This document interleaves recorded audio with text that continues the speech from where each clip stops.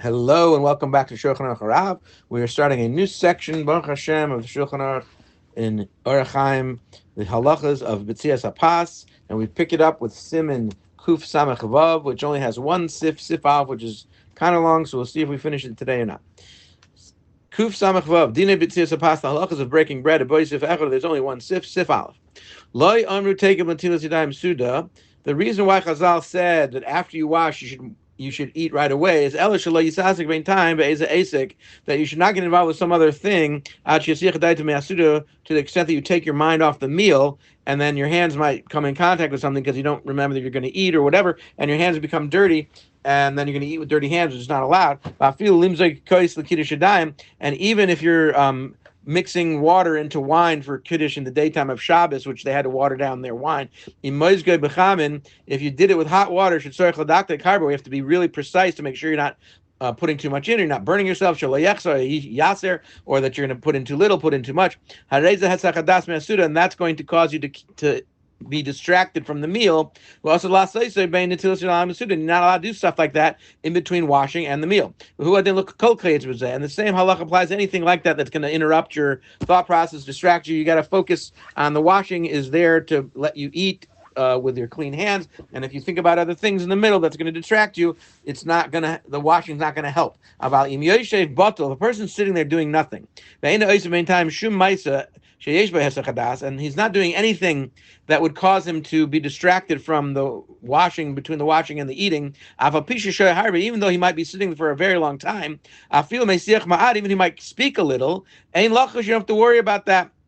We don't call that Hesach Hadas. Kivin Shashulchan Lefonov. He's sitting there at the table with the food in front of him. And he has in mind to eat, so he's going to keep his hands clean. This is only true though. He shouldn't go on at length in a conversation, like I have an entire conversation, or pull out a sefer and start learning, whatever. Because that anything that's going to bring him to have this distraction, that's going to be a problem. Therefore, it is therefore permissible to say Kiddush and Havdalah between washing and Hamaitzi. The only time Chazal say that right after washing you have to make a bracha, it doesn't mean make the bracha of Hamaitzi. It means the bracha of benching, meaning my machronim and benching. As soon as you wash my machronim, there should be no interruption of any sort between my machronim and benching, which we'll talk about Mitzvah Shem later on. Some say that you should actually still be careful of talking between washing before the meal and the hamaitzi, just like you would between ma'machrenim and benching. Shaharei amru, they say ataykiv l'ntil yadayim bracha. Anyone who immediately says the bracha after washing, ein nizik b'kol sesuda, he's not going to suffer any damage during that meal. V'zeu ma'mishonim. That's clearly talking about the water that's used before the meal. Shebemai machrenim mashayah kavar haya. It can't be talking about the water that you wash after the meal because the meal is already over.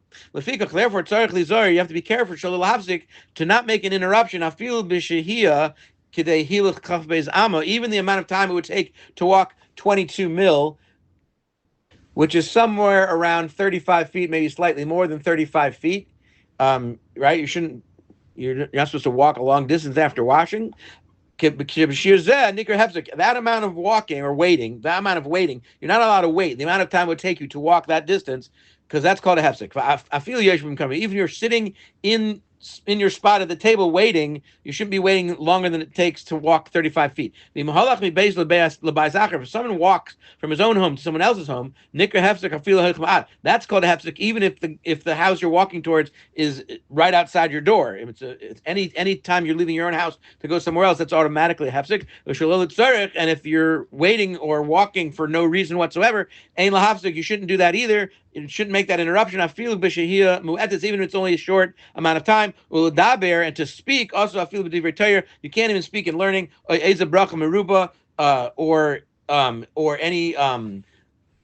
or any lengthy bracha, whatever that might be, that has nothing to do with the meal. Kagoin lahavdil al kais, to make havdalah, which is a longer bracha, and there's all these psukim. You shouldn't be doing that. Certainly, b'dvar chayil, you should not be involved with some secular matter. And it is appropriate to be concerned with this opinion, and that is the prevailing custom. You will find that most people are not going to speak between the time they wash and the time they make hamaitzi. The issue here is to be careful about speaking about something that has nothing to do with what you're about to do. Stam talk that has like a word or two, Beis or Gimel Teva is 2 or 3 words. Everyone agrees that is not considered an interruption. Even with ma'amachreim, when you're really not supposed to speak in between, because you're not speaking out the entire conversation. And certainly you can answer yes or no if someone asks you something. And regarding a meal and the needs of the meal, it's not a hefsek at all. Even if you've already made a hamaitzi and you didn't eat the bread yet, certainly between the washing and the brach of hamaitzi, it has to do with the meal. The koshikain, and certainly certainly if the delay is where from the drying and the walking from the place you washed to the place that you're eating, that is absolutely not a hefsek, because that's for the meal. Ideally, one should wash near the area where he's going to eat, if that's possible. That even just like according to everybody, if you have the raw wine that has not been watered down, you have to water down the wine for kiddush with hot water before you wash. According to everybody, you're supposed to do it that way. Even though the kiddush is definitely a requirement for the Shabbos Suda. So the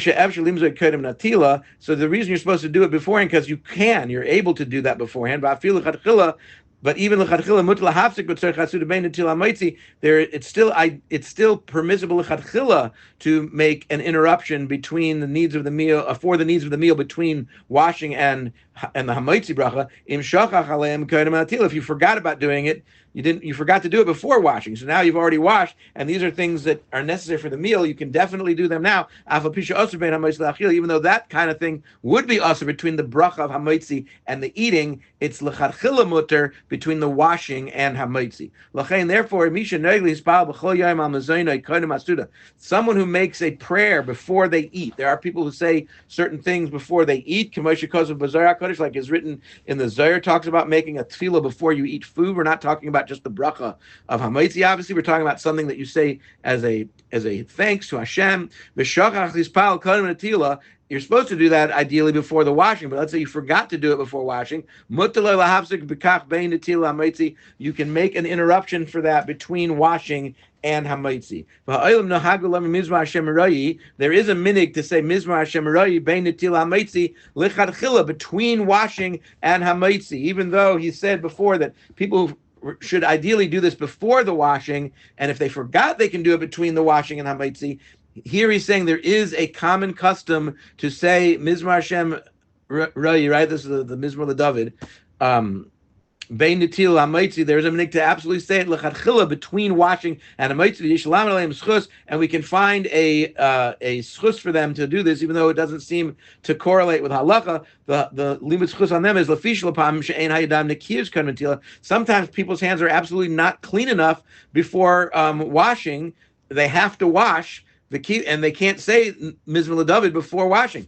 And since the Mizmor LeDavid is for the meal, it's something about the meal to pray to Hashem and be grateful for the food that He provides us. And it's not considered an interruption according to everybody. Therefore, we can be lenient on such a situation. So a person does not have to worry about saying this before washing when he's going to wash his hands and make them clean. Have a great day.